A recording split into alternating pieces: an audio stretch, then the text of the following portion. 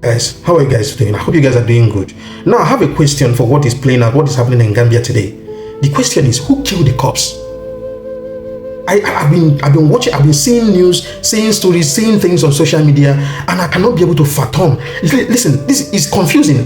The question is, who killed the cops? Who killed those police officers, those innocent police officers? Who killed them at Sukuta Traffic Light? Who killed those guys? And who injured the other one? This is not something, this is not political, this is not something that this is a valid question that our police officers, they need to answer us. Who killed the cops? Who killed the police officers? You cannot tell me that in that roundabout, that big roundabout that people are fluctuating up and down, there are too many people. Nobody was able to identify who did that crime, who committed that crime. Nobody was able to identify that the culprit. Nobody. This is a very sensitive case. This is one of the reasons why most of the time I tell people that Gambia looks like a lawful country. Gambia looks like there's law in this country only when it comes to foreigner. When the case is about foreigners, they flex muzzle like as if there is law in the country. But looking back the other way around, it seems like it's a lawless country because people now do things and go away with it. This is a valid question for crying out loud. Who killed those cops? Yesterday was a sad day to the victims of that shooting and the families of the victims. Yesterday was a sad day. I'm not here to tell you that the guy that was released was a culprit. But how can you arrest someone that did not commit the crime? For the whole of that 3 years, you have been dragging this young man up and down. You ruined his life. You made him spend his time in jail, and at the end of the day, he was acquitted. And it happened that the judge said that he was not the culprit of that incident, of that crime. Now the question is, who committed that crime? Who killed the cops, the innocent cops? Who killed them? Are we going to be sweeping this under the carpet and they just slide like that? There will be no justice for the victims. There will be no justice for their families. Their families will be crying. The victims will not be happy where they are.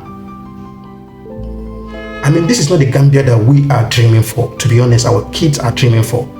This is not the Gambia that we're dreaming for. A lot of cases have been coming to Gambia. The case of Sena Bombay and a lot of cases that were supposed to yield that positive result. At the end of the day, it seems like I don't know if AG Chamber, I don't know what's going on.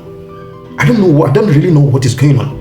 Because before you prosecute someone, you have to make sure, be very, very sure that, what we're doing is the right thing. If the youths are protesting everywhere, they have the right to protest, and what they are doing the right thing. Because as it stands now, the families of these victims, of these police officers, and the families of the police officers and the police officer that is in the grave, to be honestly speaking, yesterday will be the saddest day of their life. They will feel devastated, and they will feel, sidelined, and not having justice or finding justice for their loved one, and it's uncalled for. It's uncalled for. It's totally uncalled for. I don't know where this country is heading to, but to be honestly speaking, I can tell you for free that the direction that it is heading to is not smiling. That is not the direction that we all are dreaming. In terms of rule of law, in terms of fighting for justice, in terms of making sure that everybody, gets justice, at the right time. The direction that it is going to is not encouraging. Gambians deserve the best. Gambians deserve better. Innocent cops, they were active on their duty. They were discharging their duty diligently, and suddenly someone came from nowhere and started shooting sporadically and killed 2 of them and injured 1.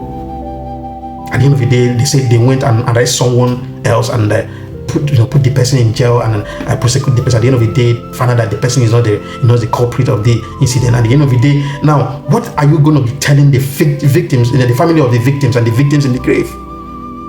Are you going to be telling them that justice you were not served? You were not able to catch the culprit?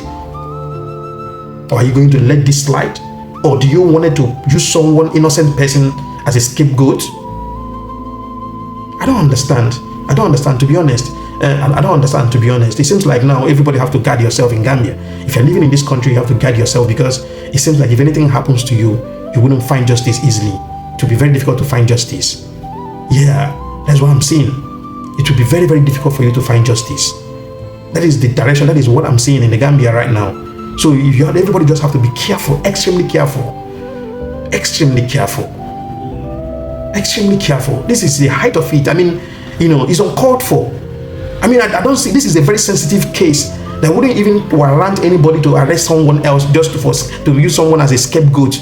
It's sensitive. These are cops, innocent cops. They were discharging their duty and they were killed on a gunpoint.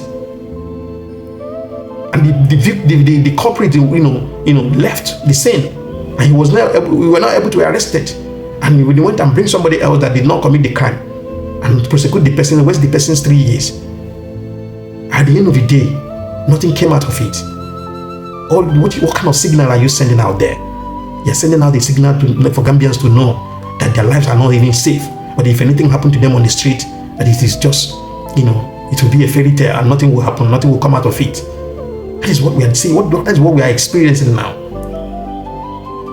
If such a thing should even happen, it shouldn't be for these cops, these innocent police officers. It shouldn't be for them. I believe some of these officers, out of these two officers, one maybe is married or they are all both married. And maybe they have kids, they have loved ones. They have mother, they have father, they have siblings.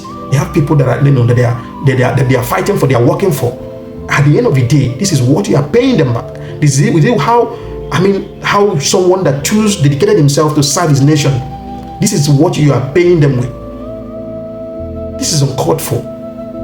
You don't deserve this. Nobody deserves, no human being on this earth deserves this.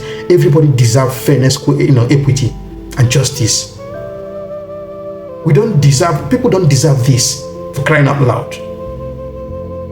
At the end of the day now, I don't even know what's going to become of the victim's family, the victim's relatives, and their loved ones, and how they will be feeling in the grave right now. And police is now. I heard that someone died at Brufut today.